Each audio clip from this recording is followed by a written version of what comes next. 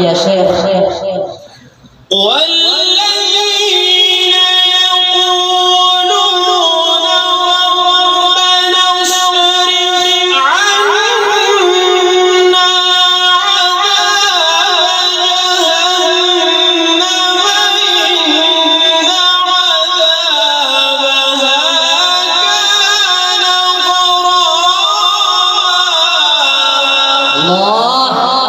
بارك الله في عمرك يا شيخ. إنها ساءت مستقرا ومقاما.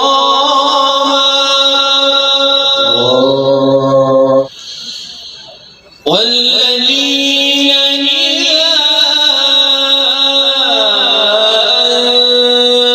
أنفقوا لم يسرفوا ولم يقتروا وكان بين ذلك قواما.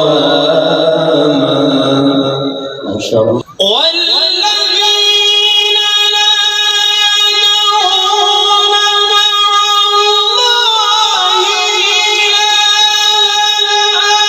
آخر ولا يقتلون النفس التي حرم الله إلا بالحق ولا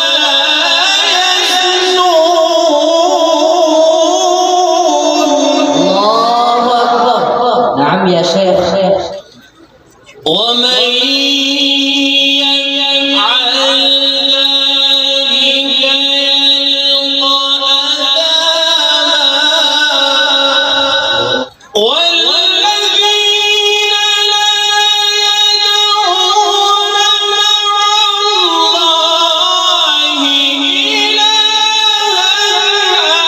آخر ولا يقتلون النفس التي حرم الله إلا بالحق ولا يزنون.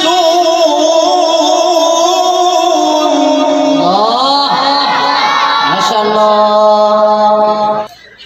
ومن يفعل ذلك يلقى أثاما. ما شاء الله. بارك الله في عمرك.